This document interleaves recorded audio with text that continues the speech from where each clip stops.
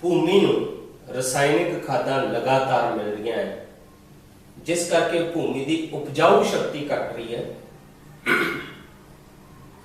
भूमि नूं उन्हां रसायनिक खादां विचों बहुत सारे पोषक तत्व लैणे पैंदे हैं, पर वो पोषक तत्व जिहड़े हैगे आ वो भूमि लई उन्ने समय लई मौजूद होंदे आ जिन्नी देर लई फसल नूं दी लोड़ हुंदी है। पर उहदे नाल नाल कई तरह के होर रसायन भी मिट्टी दे विच मिल जाते हैं, जिहड़े मिट्टी की उपजाऊ शक्ति नूं नष्ट करते हैं। तो रसायनिक खादां रूढ़ी खाद का मुकाबला नहीं कर सकदियां। रसायनिक खादां साडी मिट्टी नूं प्रदूषित भी करदियां।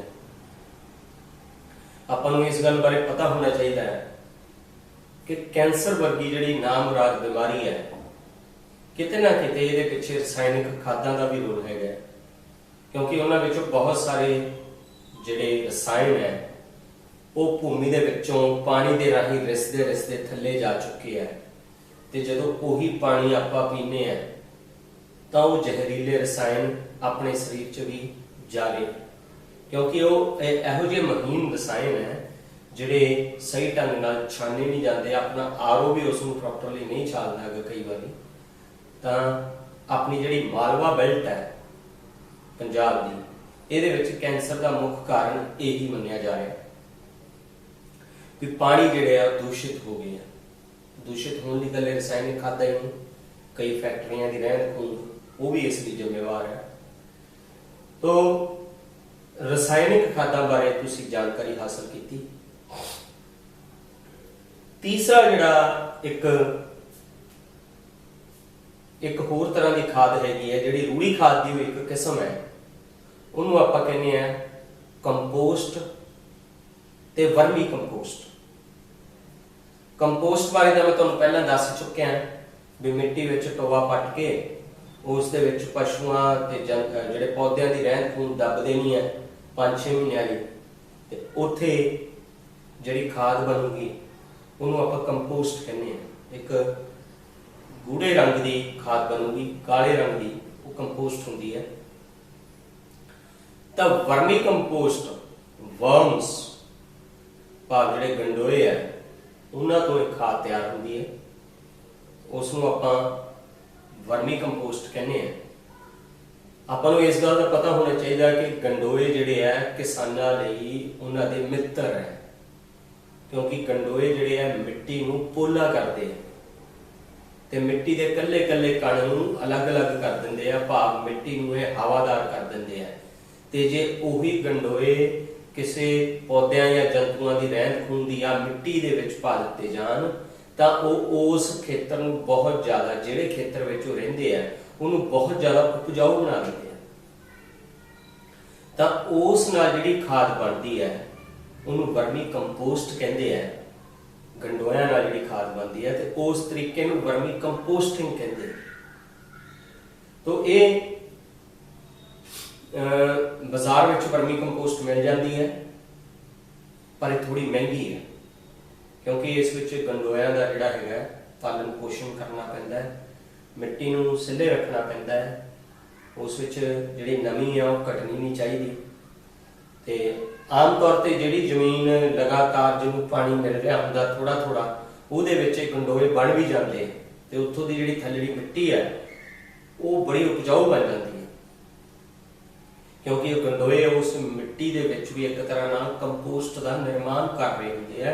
मिट्टी विच जिहड़े पोषक तत्व पाए होंदे उन्हां नूं वख-वख कर दिंदे आ, ताकि वो जिहड़े पौधे नूं या फसल नूं उपलब्ध हो जाते पोषक तत्व।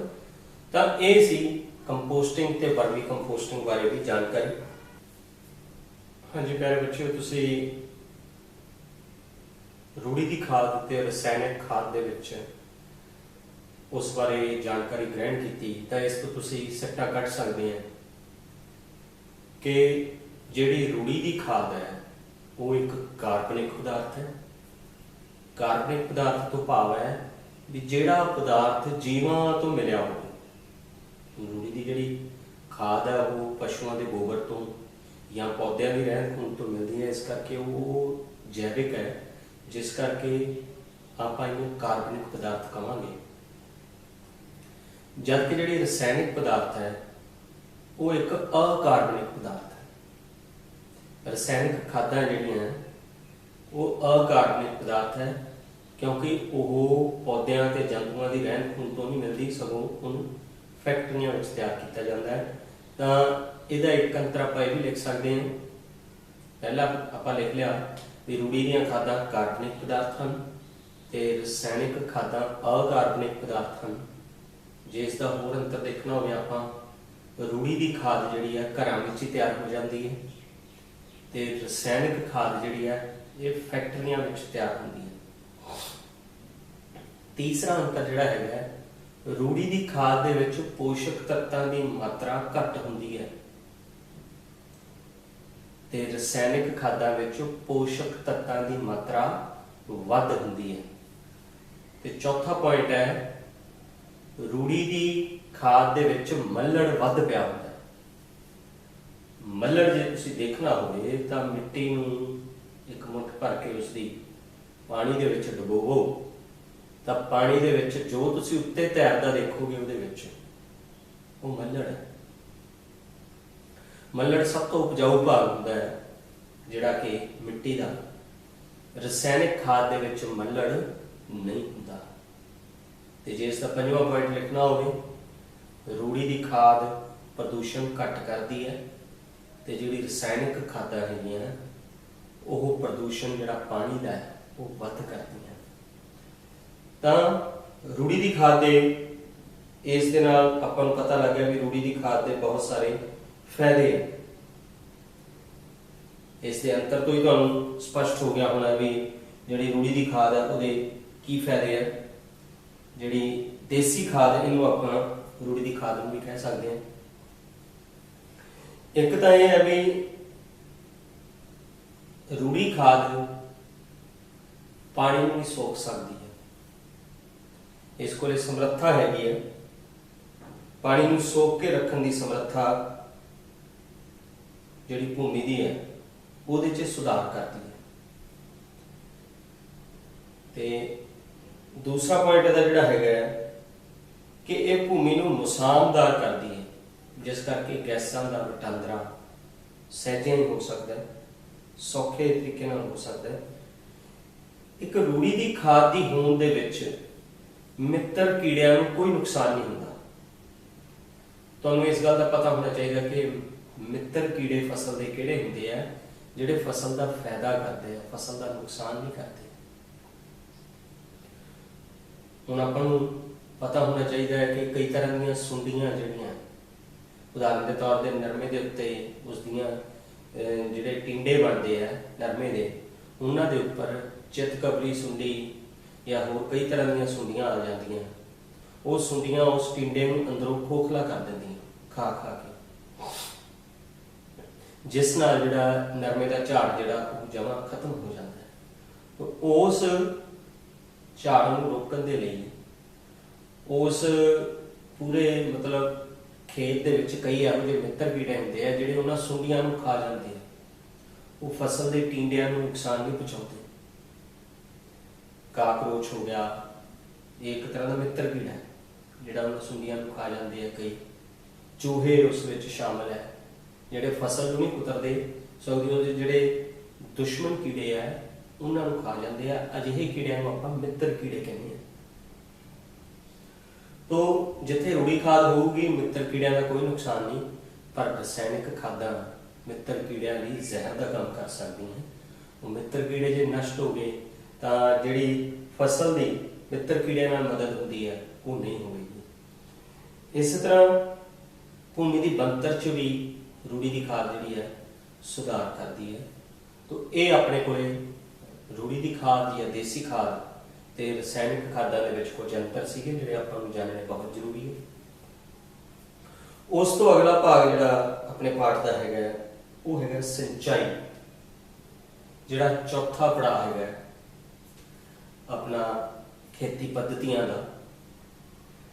सिंचाई का भाव है फसल नूं लोड़ अनुसार पानी मुहैया कराना। तो हाले तक आप ये तीन पड़ाव पढ़े हैं।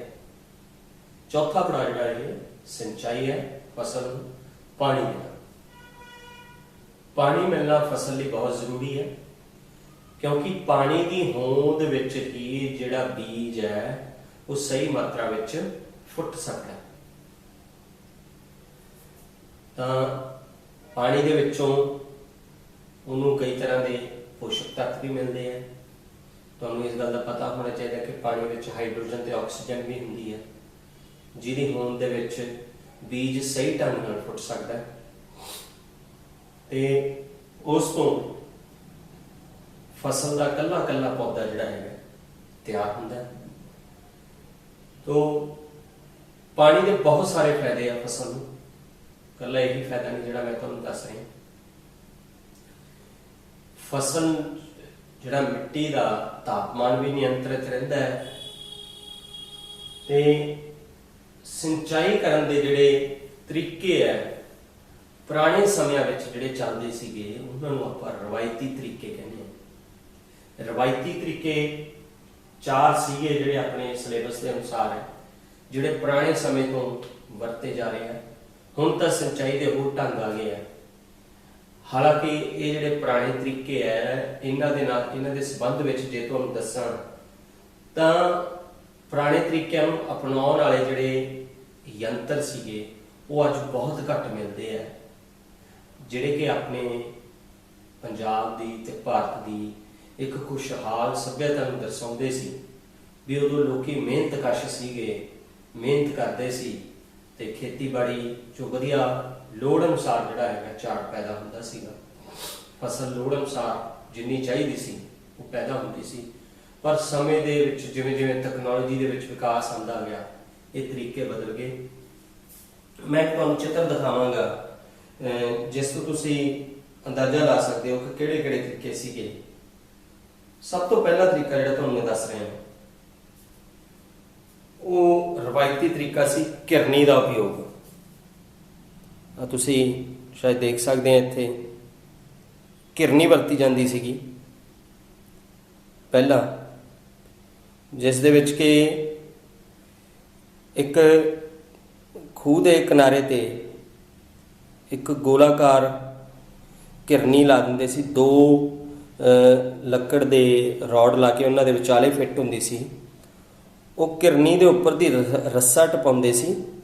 ਰੱਸੇ ਦੇ ਥੱਲੇ ਪਾਣੀ ਭਰਨ ਵਾਲਾ ਸੋਮਾ ਲਗਾਇਆ ਹੁੰਦਾ ਸੀ, ਜਾਂ ਉਹ ਬਾਲਟੀ ਹੁੰਦੀ ਸੀ, ਜਾਂ ਉਹ ਕੋਈ ਜਿਹੜਾ ਤਰਪਾਲ ਦਾ ਕੋਈ ਵੱਡਾ ਕੱਪੜਾ ਬਣਾਇਆ ਹੁੰਦਾ ਸੀਗਾ ਜਿਹਦੇ ਚੋਂ ਪਾਣੀ ਥੱਲੇ ਨਾ ਡੁੱਲ ਸਕੇ। ਤਾਂ ਇੱਕ ਜਣਾ ਰੱਸੀ ਥੱਲੇ ਜਦੋਂ ਛੱਡਦਾ ਸੀ ਉਹ ਸੋਮਾ ਪਾਣੀ ਦਾ ਜਿਹੜਾ ਹੈਗਾ ਬਾਲਟੀ ਉਹ ਭਰ ਜਾਂਦਾ ਸੀ ਤੇ ਉਸ ਤੋਂ ਬਾਅਦ 'ਚ ਉਹਨੂੰ ਰੱਸੀ ਨਾਲ ਉੱਪਰ ਖਿੱਚ ਲੈਂਦੇ ਸੀ ਤੇ ਵਿਅਕਤੀ ਜਿਹੜਾ ਹੈਗਾ ਉਹ ਹੌਲੀ ਹੌਲੀ ਪਾਣੀ ਜਿਹੜਾ ਹੈਗਾ ਉਹ ਪਾਉਂਦਾ ਰਹਿੰਦਾ ਸੀਗਾ।